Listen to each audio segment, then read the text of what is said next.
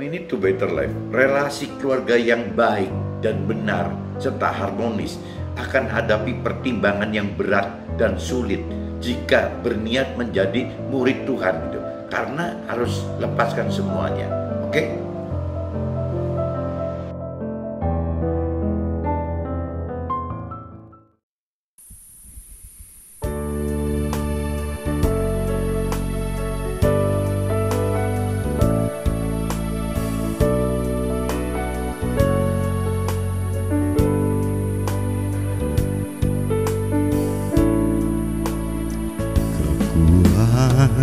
Kekuatan di hidupku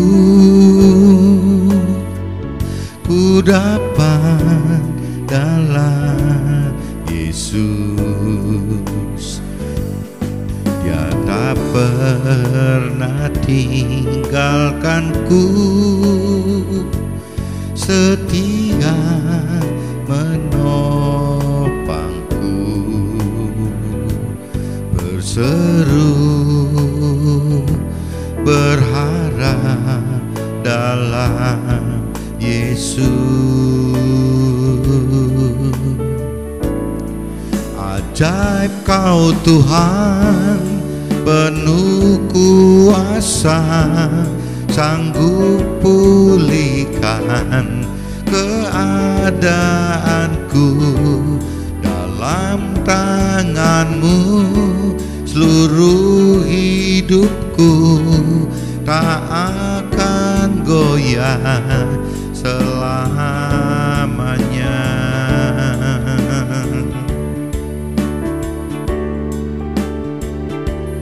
Kekuatan di hidupku ku dapat dalam Yesus. Dia tak pernah tinggalkanku, setia menopangku, berseru berharap dalam Yesus.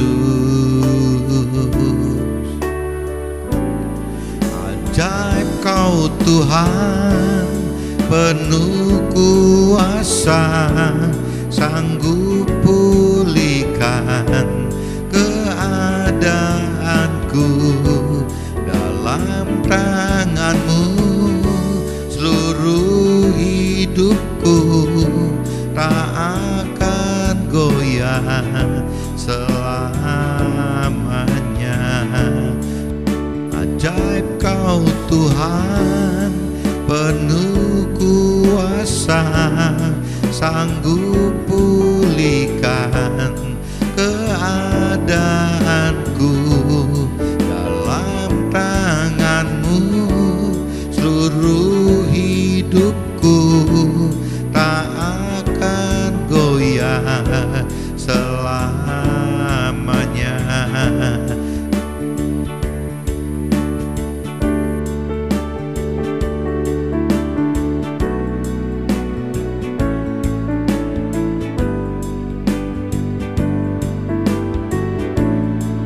Ajaib Kau Tuhan, penuh kuasa, sanggup pulihkan keadaanku. Dalam tangan-Mu seluruh hidupku tak akan goyah selamanya. Tak akan goyah selamanya. Tak akan goyah selamanya.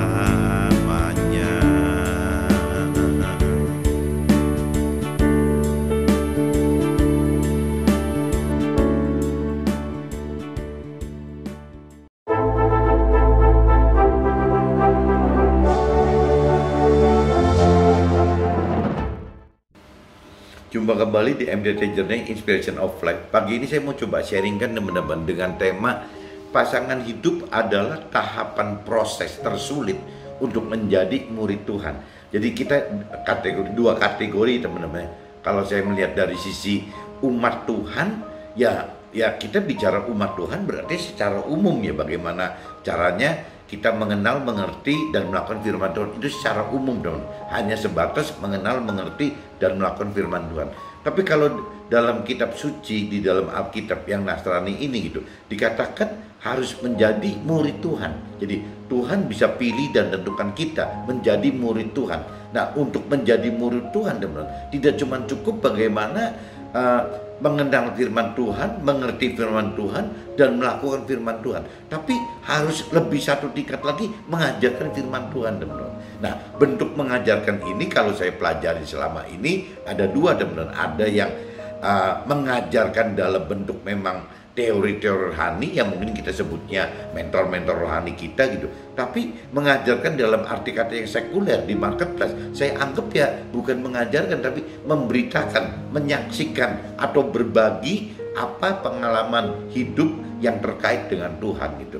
Jadi termasuk saya sebagai pengusaha, saya bukan mentor rohani, mungkin teman-teman juga sebagai pengusaha, dan ada juga yang pengusaha kan ketemunya dengan ketemunya dengan orang-orang karir gitu kan, orang-orang karir. Jadi ya kita ya ada di marketplace, ada di pasar sekuler gitu, bukan di dunianya mentor rohani. Nah ini tapi tetap intinya sama teman-teman. Jadi bagaimana kalau kita pengen mengajarkan firman Tuhan, kalau kita ingin memberitakan firman Tuhan, kita ingin berbagi atau menyaksikan firman Tuhan, itu konsekuensinya yang saya alami dan saya amati dengan beberapa teman-teman yang rohani saya gitu, atau mungkin juga saya bisa pelajarin dari mentor rohani saya. Kendalanya selalu terbentuk pasangan, teman-teman. Jadi ada pasangan yang memang kebenaran bisa saling dukung, ya bersyukur sekali bisa mendapat pasangan yang saling mendukung, kedua-duanya menjadi alat Tuhan.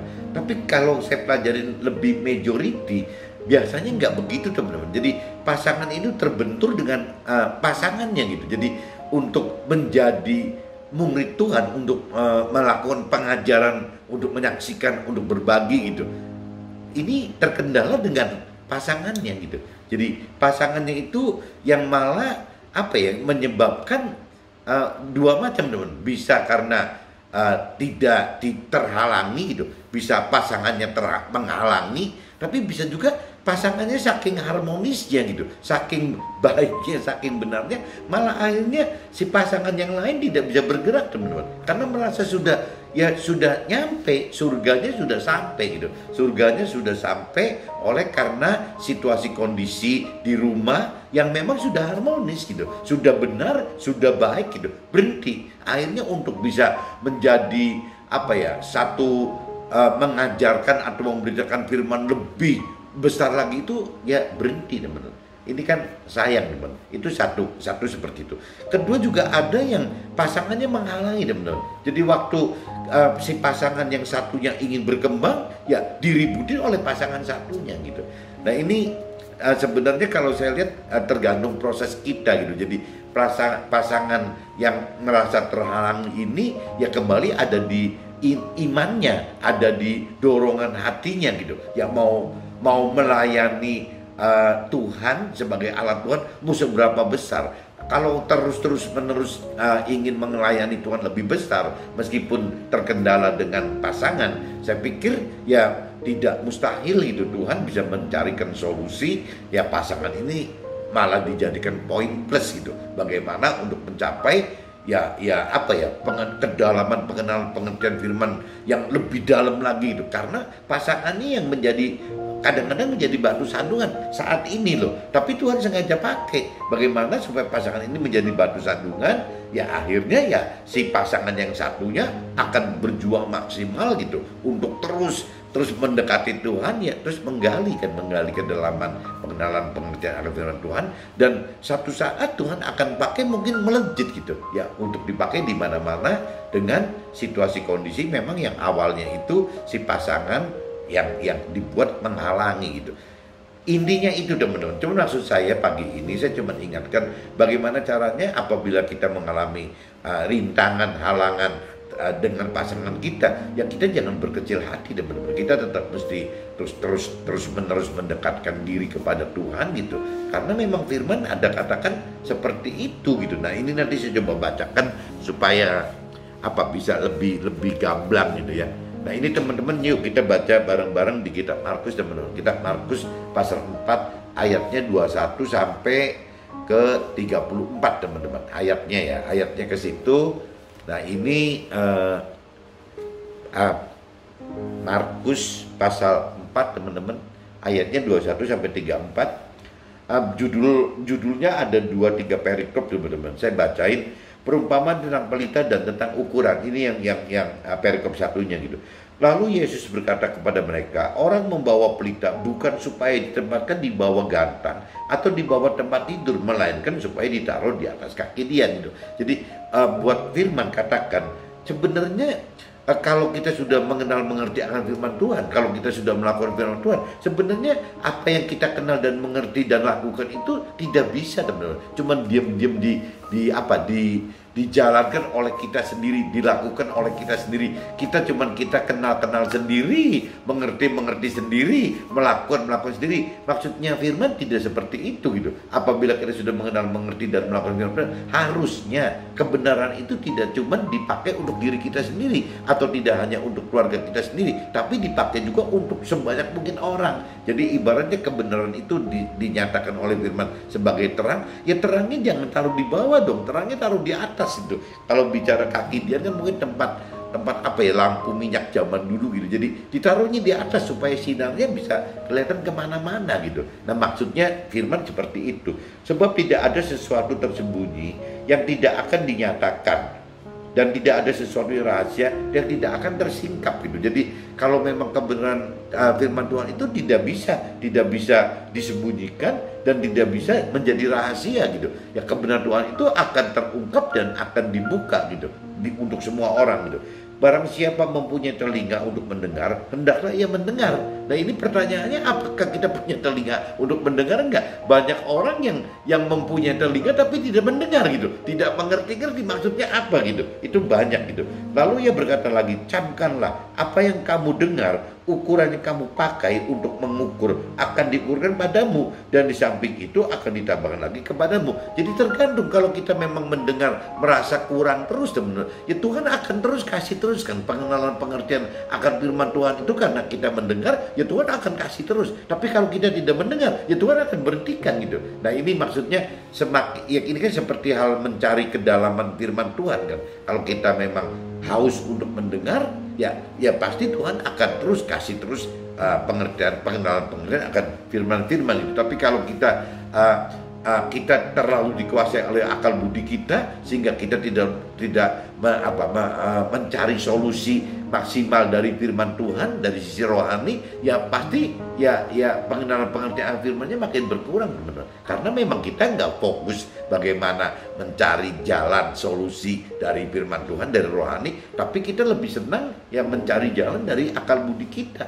Ya, kalau akal budi kita pasti kan jadi pakai akal kan, pakai rasio gitu. Kalau pakai rohani kan banyaknya pakai irasional gitu, pola-pola pikiran dan perasaan dan kehendak Tuhan. Tapi kalau akal budi kan lebih banyak kitanya gitu, jiwa kitanya, pikiran, perasaan, kehendak kita gitu, jiwa kita gitu. Tapi kalau rohani kan jiwanya Tuhan. Nah, di kitanya adanya di area roh kita. Nah, banyak orang yang kadang-kadang tidak menghidupkan roh kita. Yang hidup itu cuma jiwanya gitu. Ya, ini nggak ketemu. Akhirnya dengan rohani itu nggak ketemu gitu.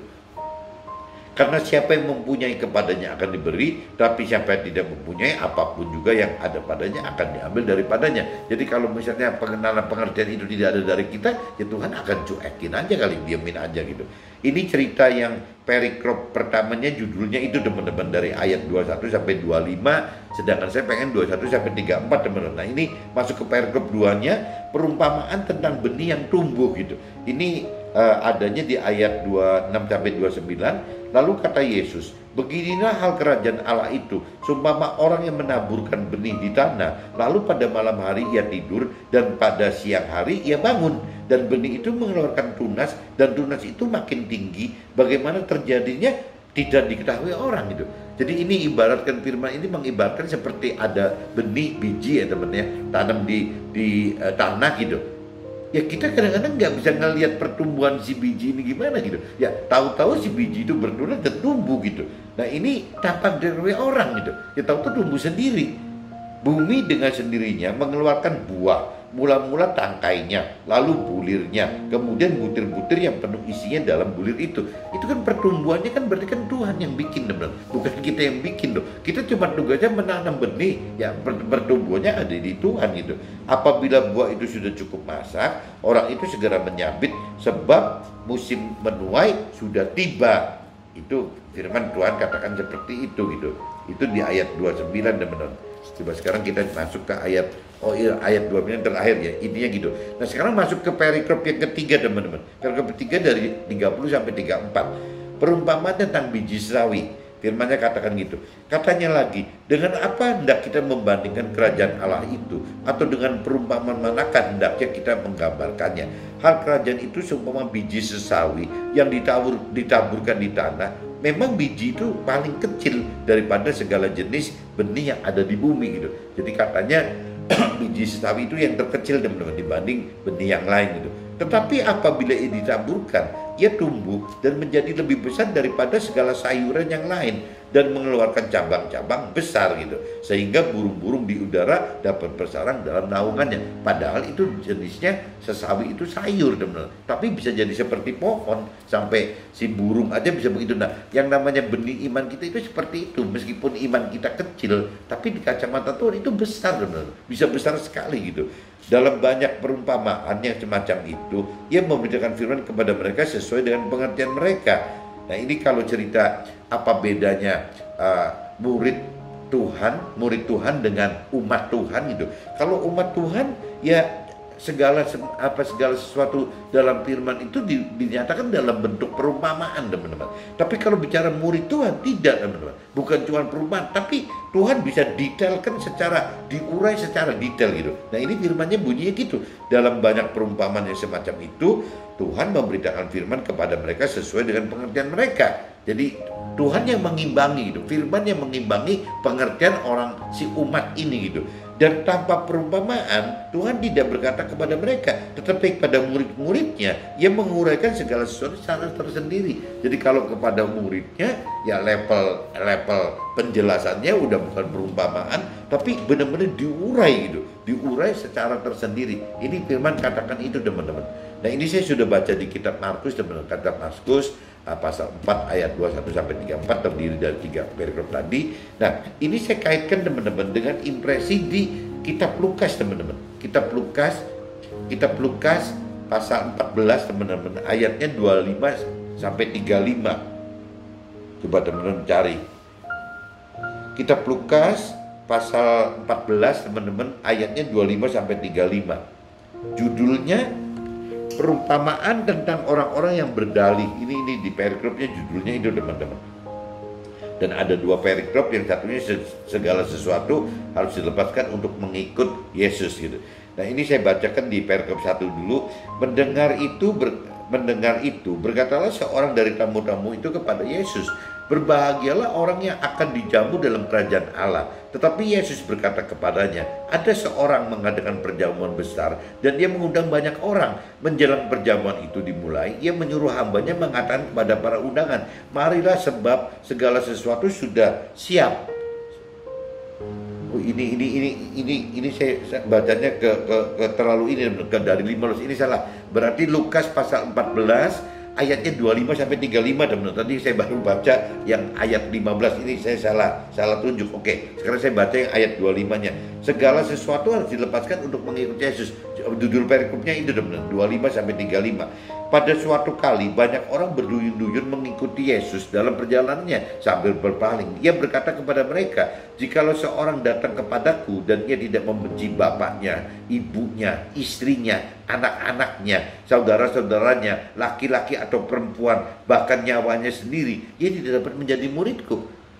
Nah ini kan kalau orang dunia, orang awam, orang yang waras, orang yang pakai akal budi, orang yang berpikir dengan rasio. Ini firman ini udah nggak masuk akal nih teman-teman. Firman di ayat 26 ini nggak masuk akal gitu. Apa bener ini perintah Tuhan gitu? Apa ini perintah setan? Nggak ngerti loh. Kenapa kok di sini kok dikatakan begitu? Jikalau seorang datang kepada Tuhan dan ia tidak membenci bapaknya, ibunya, istrinya, anak-anaknya, saudara-saudaranya, laki-laki atau perempuan, bahkan nyawanya sendiri, ia tidak dapat menjadi muridku, murid Tuhan gitu.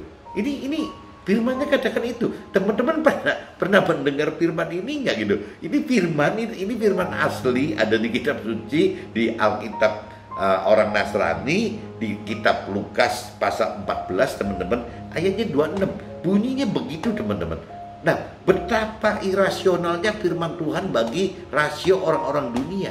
Ya, betapa tidak masuk akalnya bagi orang-orang dunia mempunyai akal budi gitu. Jadi memang firman Tuhan seperti itu teman-teman. Tapi maksud Tuhan kan ada. Ya, kenapa Tuhan atur begini? Karena untuk kebaikan, kebenaran semua gitu. Sebenarnya itu bukan maksudnya jahat untuk benci beneran gitu. Jadi bagaimana caranya ayat di 26 ini membenci itu maksudnya Tuhan tidak mau diprioritaskan dua gitu, di prioritaskan nomor 2. Jadi segala macam itu kita mesti Tuhan nomor 1 gitu. Nah, setelah kita di sini kan dikatakan kan kalau yang awalnya kan jikalau seorang datang kepadaku dan ia tidak membenci bapaknya, ibunya gitu. Nah, ini kan kalau bicara bapaknya, ibunya itu kok kita mesti benci sih gimana? Nah, maksud Tuhan kalau kita sudah mengasihi Tuhan nomor 1, ya otomatis nanti Tuhan yang nyuruh kita itu mengasihi ayah, ibu, istri, anak-anak dan lain-lain gitu. Maksudnya Tuhan seperti itu, bukan cuma dipotong sebatas harus membenci seperti itu gitu. Nah, yang Tuhan khawatir apabila kita mengasihi ayah kita, ibu kita, istri kita, anak-anak kita, kalau tidak dikunci pakai firman yang ini, takutnya Tuhan dikasihi oleh kita sebagai prioritas kedua gitu. Nah, kalau Tuhan itu tidak menjadi nomor 2 kan gitu. Tuhan itu mesti nomor 1. Jadi Tuhan di firman di ayat kitab Lukas 14:26 itu bukan sebenarnya ujungnya bukan kita harus membenci ayah, ibu, istri, anak-anak, saudara laki perempuan. Bukan itu teman-teman. Ya, kita malah harus mengasihi mereka lebih daripada kita mengasihi dengan kekuatan kita sendiri. Intinya itu teman-teman. Tapi kalau kita belum mengerti akan firman Tuhan, kadang-kadang cuma sepintas ditangkap, akhirnya dianggapnya ngawur gitu. Ini firman ngawur, padahal enggak gitu. Memang Tuhan seperti itu gitu. Barang siapa tidak memikul salibnya dan mengikut aku, ia tidak akan dapat menjadi muridku. Nah, Tuhan katakan begitu. Kalau sampai tidak seperti itu, susah untuk bisa menjadi muridnya Tuhan itu. Sebab siapakah di antara kamu yang kalau mau mendirikan sebuah menara tidak duduk dahulu membuat anggaran biayanya, kalau cukup uangnya untuk menyelesaikan pekerjaan itu. Jadi segala macam kan harus ditata dulu. Jadi Tuhan tahu apabila kita masih mengasihi di luar Tuhan, mengasihi Tuhan bukan yang prioritas 1, rasanya untuk menjadi murid Tuhan, untuk mengajarkan firman Tuhan itu nggak mungkin teman-teman. Karena pasti kebentur dengan yang tadi, orang tua, dengan ayah, ibu, istri, anak-anak itu akan kebentur seperti itu. Nah, Tuhan tahu itu, makanya Tuhan ingatkan kalau pengen berbuat sesuatu ya harus ngitung dulu gitu. Seperti bangun menara tadi kan gitu. Supaya jikalau ia sudah meletakkan dasarnya dan tidak dapat menyelesaikannya, jangan-jangan semua orang yang melihatnya mengejek dia. Jadi jangan sampai kayaknya kepengen istilahnya mau percaya Tuhan, kenal Tuhan, padahal tidak kenal Tuhan, cuman baru tahu Tuhan loh. Tahu Tuhan aja udah ribut gitu, udah ribut seperti kenal. Nah, ini yang orang dunia lakukan seperti itu. Orang percaya Tuhan, orang yang ngaku mengenal Tuhan, tapi tetap pola hidupnya karena duniawi. Ya, ini yang bahaya sekali nih gitu. Lebih baik orang yang benar-benar belum kenal Tuhan sekalian gitu, daripada orang yang sudah ngaku percaya Tuhan dan sudah ngaku mengenal Tuhan, tapi polanya tetap nggak beda dengan orang dunia. Kacau sekali teman-teman. Kasihan sekali orang-orang seperti ini gitu. Sambil berkata orang itu mulai mendirikan tetapi ia tidak sanggup menyelesaikannya. Atau raja manakah yang kalau mau pergi berperang melawan raja lain tidak duduk dahulu untuk mempertimbangkan apakah dengan 10.000 orang ia sanggup menghadapi lawan yang mendatanginya dengan 20.000 orang gitu. Jikalau tidak, ia akan mengirim utusan selama musuh itu masih jauh untuk menanyakan cara-cara perdamaian gitu. Jadi ikut melakukan firman Tuhan juga butuh kecerdasan, teman-teman. Tidak bisa asal seruduk aja gitu. Kan Tuhan ajarin seperti ini gitu. Ya bagaimana diajak mikir bikin menara, bagaimana untuk bergening sama musuh kita gitu. Jadi Tuhan itu bukan asal seruduk aja, teman-teman. Butuh kecerdasan rohani untuk bisa melakukan firman Tuhan gitu. Demikian pula lah tiap-tiap orang di antara kamu yang tidak melepaskan dirinya dari segala miliknya tidak dapat menjadi muridku. Nah ini juga berat nih teman-teman. Di ayat 33, demikian pula tiap-tiap orang di antara kita yang tidak melepaskan dirinya dari segala milik kita tidak dapat menjadi muridnya gitu. Garam memang baik, tetapi jika garam juga menjadi tawar, dengan apakah ia diasinkan gitu. Jadi kalau memang kita sudah bicara diumpamakan sebagai garam, ya kita sebagai garam dunia kan, maksudnya garam yang memberikan rasa gitu, rasa ke dunia bahwa ini Tuhan ini seperti ini, kebenaran Tuhan itu seperti ini, firman Tuhan itu seperti ini gitu. Tidak ada lagi gunanya baik untuk ladang maupun untuk pupuk, dan orang-orang membuangnya saja. Siapa punya telinga untuk mendengar, hendaklah ia mendengar. Nah ini juga dicamkan di ayat 35-nya, siapa yang punya telinga yang mendengar, dan hendaklah ia mendengar beneran gitu. Jadi jangan sampai mendengar tapi tidak menyimak, tidak mengerti gitu. Jadi kacau semua nantinya gitu. Nah ini saya udah bacakan teman-teman, kita Markus 4 ayat 21-34 dan kita Lukas 14 ayat 25-35. Saya coba masuk ke dalam sharing saya teman-teman, apa yang saya alami dalam hidup saya gitu.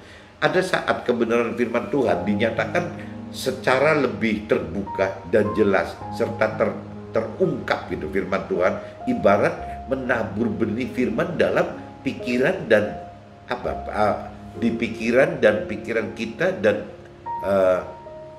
semakin bertunas tanpa orang bahkan kita sendiri tahu. Jadi maksudnya apabila benih firman teman-teman ada di dalam kita, kadang-kadang kita sendiri nggak ngerti loh, apakah memang benih firman ini sudah bertumbuh gitu. Karena yang menumbuhkan benih firman di dalam hati kita, di dalam roh kita, dalam jiwa kita, dalam roh kita, itu kan Tuhan teman. Jadi kadang-kadang kita nggak sadar bahwa waktu kita sudah tumbuh, ada benih firman yang tumbuh dalam kita. Apalagi orang lain gitu, orang lain nggak bisa melihat.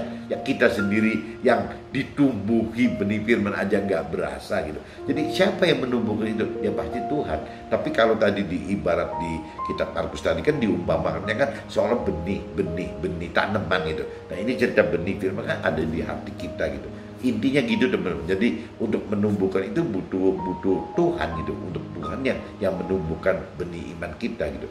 Tuhan selalu berikan perumpamaan dalam firman-Nya agar orang umum dapat gambaran maksud Tuhan.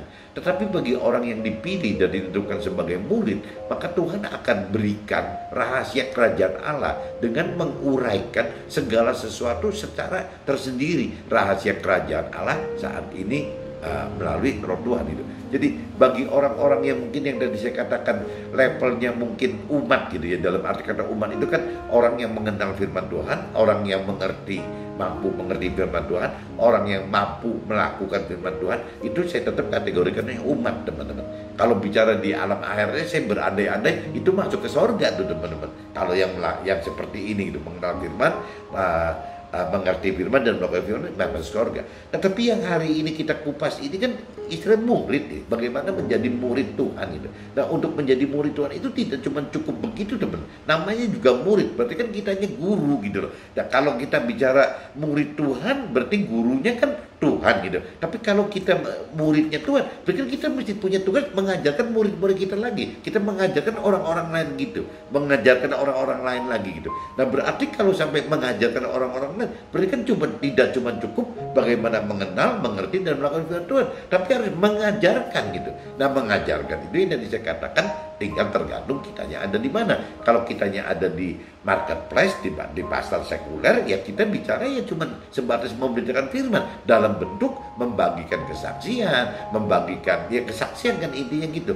Hidup bersama Tuhan itu disaksikan hidupnya seperti ini gitu. Ya paling bisa seperti itu teman-teman.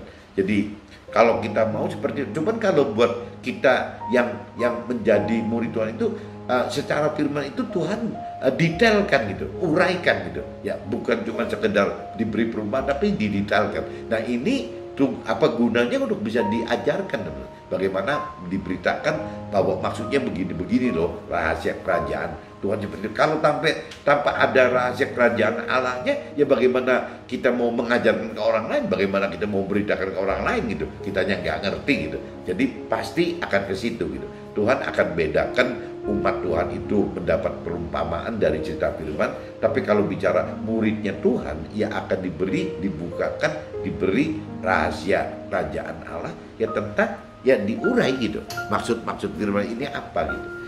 Untuk menjadi murid Tuhan, segala hal harus dilepaskan. Harta dan tahta, serta hal-hal nafsu duniawi. Bahkan di Lukas yang 14:26 tadi gitu. Di Lukas khususnya di ayat 26.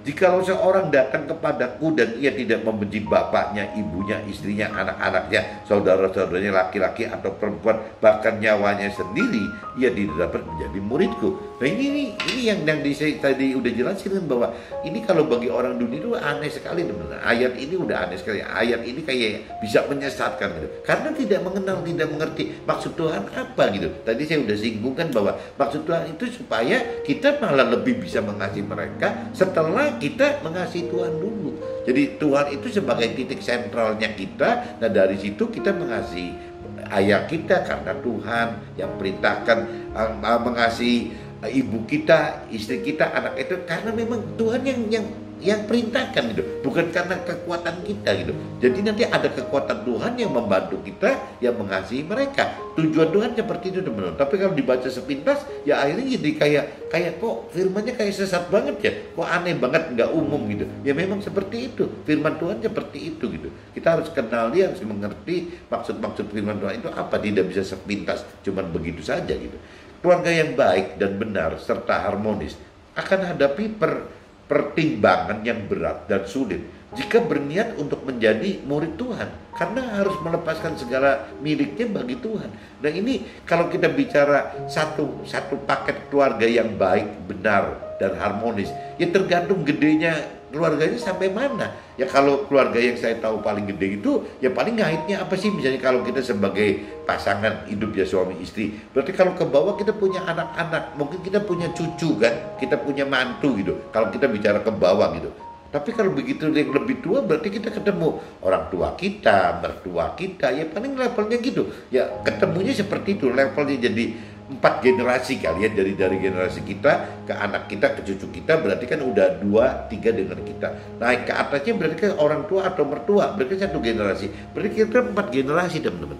Jadi kita bicara kalau keluarga besar kita itu ada 4 generasi. Berarti bagaimana ya keluarga yang sudah baik dan benar serta harmonis ini untuk menjadi murid Tuhan itu harus melepaskan semua gitu. Nah, kendala melepaskan ini mungkin kalau kita urut dari urutan yang lebih tua ya, berarti kita ke orang tua kita atau mertua kita masih muda, kita melepaskan masih muda teman-teman. Ya, begitupun dari di bawah kita ada anak-anak dan cucu kita, ya masih bisa gitu. Tapi kalau bicara sampai yang tadi dikatakan istrinya gitu, atau mungkin kalau bagi istri suaminya, itu bagaimana gitu.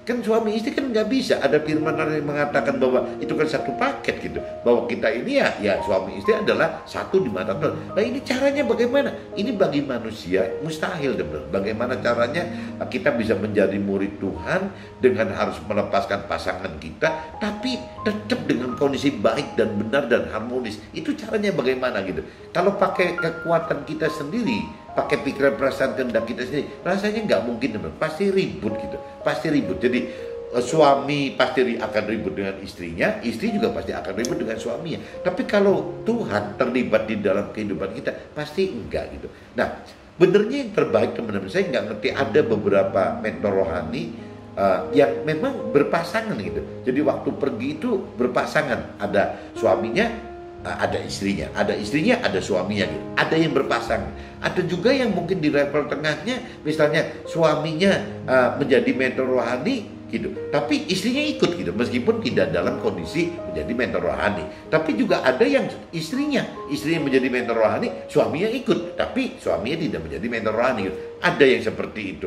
Tapi ada juga yang sendirian teman-teman. Jadi ada yang suaminya jalan-jalan sendiri, istri jalan sendiri, tapi tidak ribut juga gitu. Di keluarganya tetap baik, benar dan harmonis itu ada. Nah, yang terakhir yang paling gawat itu kalau sampai sudah menjadi murid Tuhan, mengajarkan, melayani, menjadi alat Tuhan, tapi keluarganya berantakan semua, ribut semua. Ya itu juga percuma teman-teman, karena bukan sasaran Tuhan seperti itu gitu. Bukan Tuhan ingin seperti itu gitu. Nah, ini jadi kembali lagi tergantung proses teman-teman. Apabila memang kita libatkan Tuhan dari awal dalam pemrosesan kita menjadi murid Tuhan, rasanya Tuhan akan tata itu, Tuhan akan bikin situasi kondisi kita akan seperti itu gitu. Jadi bagaimana caranya sampai si suami atau istri, si pasangan ini berani melepaskan diri dari ya itu, dari ikatan yang tadi, kekeluargaan tadi gitu, keluarga yang baik, benar dan harmonis tadi. Bagaimana caranya gitu? Nah, kalau sampai misalnya pasangan ini sudah ketemu jalan, kalau Tuhan menghendaki bisa saja pasangan yang satunya akan masuk dengan pelayanan yang bersama gitu. Jadi suami istri melayani bersama, bisa. Atau bisa juga si pasangan yang tidak melayani ini, yang tidak dipakai untuk mentor rohani ini, untuk mengajarkan ini, tetap mensupport gitu dengan cara ikut. Itu juga bisa teman-teman. Nah, yang bisa yang ketiganya itu ya bisa juga tetap tidak satu jalan, tidak jalan bareng, tapi tetap support gitu. Itu juga ada. Jadi kalau saya pelajari dari apa yang terjadi di mentor rohani saya, ya ada tiga kriteria itu teman-teman. Jadi ada yang memang dipakainya sepasang suami istri gitu, ya menjadi alat Tuhan, ada juga yang dipakainya sebagai alat Tuhannya cuma satu orang saja, pasangannya aja, tapi yang satu cuma mendampingi, ya ada gitu seperti itu. Dan ada juga yang sendirian teman-teman, tidak itu jadi tidak itu laki atau perempuan gitu. Kalau memang dipakai Tuhan sebagai alatnya, ya bisa juga sendirian, tapi tetap semua dalam kondisi keluarga yang baik, benar dan harmonis. Nah, ini butuh keterlibatan Tuhan teman-teman untuk bisa mencapai titik pelayanan seperti ini, ya butuh melibatkan Tuhan. Kalau enggak, ya enggak bisa gitu. Jadi kembali lagi ya jadi sulit sekali gitu, tidak mudah bagi pasangan hidup itu yang sudah ingin melayani, menjadi murid Tuhan, tapi sudah dalam kondisi ya sudah berkeluarga gitu. Itu nggak mudah. Pasangan hidup adalah hal yang paling sulit kan untuk dilepaskan itu. Berbeda dengan hal-hal yang lain gitu. Jadi khususnya untuk pasangan hidup, saya cerita sharing yang khusus pasangan hidup itu nggak mudah. Melepaskan pasangan hidup nggak mudah dibanding berbeda dengan hal yang lain. Baik itu urusan anak, orang tua atau keluarga, atau itu urusan melepaskan harta tahta sama nafsu duniawi, itu masih gampang tuh. Tanpa campur tangan Tuhan, melepaskan keterikatan antar pasangan itu mustahil dapat terjadi di antara meskipun jadi mustahil dapat terjadi dengan cara baik, secara relasi manusia, dan juga benar secara perintah dan peraturan firman Tuhan untuk relasi pasangan tersebut gitu. Jadi ini paling susah teman-teman. Kalau udah bicara pasangan itu, bagaimana caranya secara hubungan manusianya tetap bisa harmonis, ya kita tetap salah satu pasangan menjadi alat Tuhan dalam hal menjadi murid Tuhan, yang satunya tidak. Tapi secara firman juga tidak menyalahin aturan kan. Nggak boleh gitu, nggak boleh istilahnya dalam prakteknya kita harus sebagai, kalau contohnya yang melayani itu laki gitu kan, berarti kan harus mengasihi istri. Kok ditinggal-tinggal gitu, jadi nggak kesannya mengasihi kan. Begitupun istri gitu ya, istri tinggal-tinggal suami kan juga salah juga, nggak tunduk sama suami gitu. Nah ini kalau tidak ada campur tangan Tuhan, maksudnya nggak gampang dong. Jadi tetap mesti ada keterlibatan Tuhan dalam hal ini gitu. Tahapan ini bagi Tuhan tidak mustahil dengan persiapkan proses kedalaman firman dan tingkat iman ya masing-masing pasangan gitu. Jadi kalau memang Tuhan berperkara terhadap pasangan ini gitu, untuk menjadi murid Tuhan, untuk melayani, menjadi alat Tuhan, ya Tuhan akan tidak mustahil gitu, akan buat pasangan ini ya bisa mengenal kedalaman, pengertian firman Tuhan, juga tingkat imannya juga naik gitu loh, tinggi. Jadi akhirnya tidak ada kendala apa-apa. Meskipun yang tadi saya katakan awalnya, ya kalau saya lihat mentor rohani yang sekarang terjadi itu bisa ada beberapa level teman, yang baik dan benar dan harmonis ya, bisa ada 3 minimal gitu. ada pelayanan bersama antara suami istri, ada juga pelayanan cuma si suami atau istri salah satu pasangan aja, tapi didukung karena suami atau istrinya ikut gitu, ikut melayani, ikut perjalanan melayani lah, melayani pasangannya. Yang ketiga itu ya meskipun terpisah gitu, si suami atau istri melayani terpisah, tapi tetap Tuhan bikin keluarga itu baik, benar dan harmonis. Jadi kunci cuma satu teman-teman, yang manapun juga ya kuncinya ada di Tuhan itu. Ya Tuhan akan bukan rahasia kerajaan Allah ya bagi murid-muridnya yang ingin melayani lebih jauh, menjadi alat Tuhan yang mengajarkan itu, bukan cuma melakukan. Oke teman-teman, mungkin pagi ini saya jelaskan seperti ini sharingnya, mudah-mudahan ada gunanya, dan kalau bermanfaat teman-teman tolong bagikan juga dengan teman-teman supaya lebih banyak orang kenal, mengerti dan melakukan apa yang Tuhan perintah peraturan dalam firman-Nya. Oke, see you, bye bye.